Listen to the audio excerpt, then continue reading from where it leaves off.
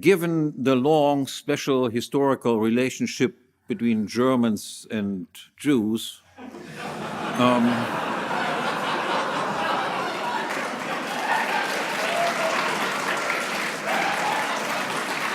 so I, as a young German meeting an older Jew in America, had been afraid that this history might become a potential source of tension.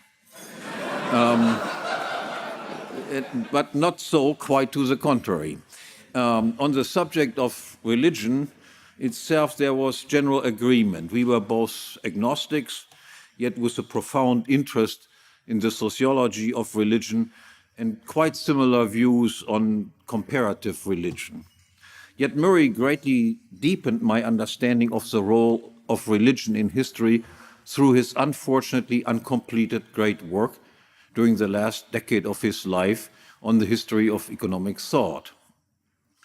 Moreover, in our countless conversations, I learned from Murray about the importance of complementing Austro-libertarian theory with revisionist history in order to come up with a truly realistic assessment of historic events and global affairs.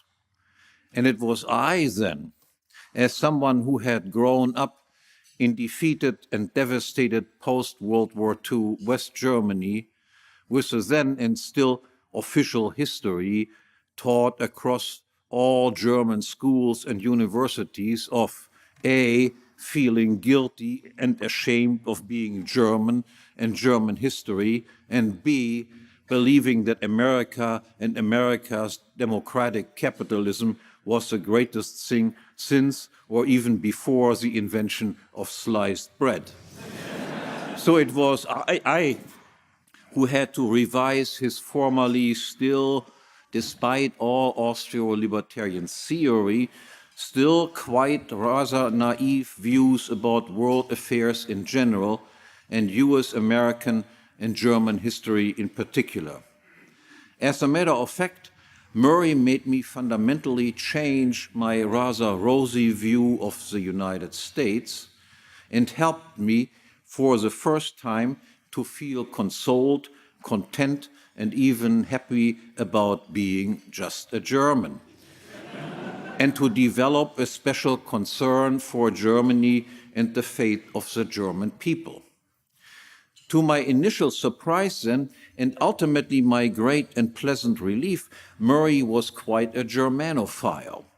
He knew and highly appreciated the German contributions to philosophy, mathematics, science, engineering, scholarly history, and literature. His beloved teacher Mises had originally written in German and was a product of German culture. Murray loved German music. He loved German Baroque churches. He loved the Bavarian beer garden atmosphere and the from church to beer garden we go tradition.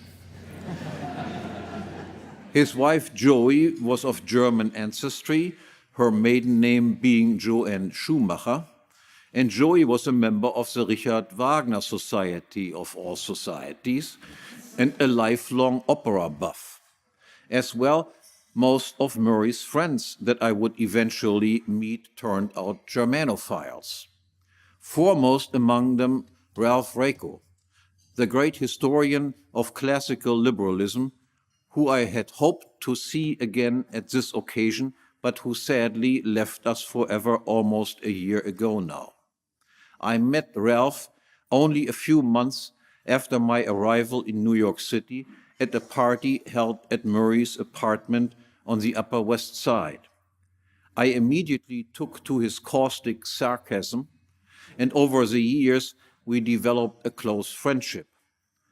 Apart from our many meetings at various Mises Institute events, I still fondly remember, in particular, our extended joint travels in northern Italy, and especially when, at a conference in Milano, sponsored by some friends and affiliates of the once but no longer secessionist Lega Nord, some self-proclaimed, who would have guessed that, anti-fascist demonstrators appeared in front of the conference hotel to denounce us, to our great amusement, as libertari fascisti.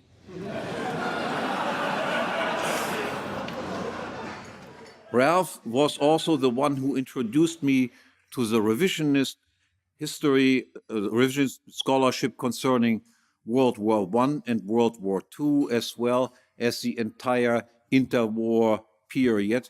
And it was Ralph who taught me about the history of German liberalism, and in particular its radical 19th century libertarian representatives that had been almost completely forgotten in contemporary Germany.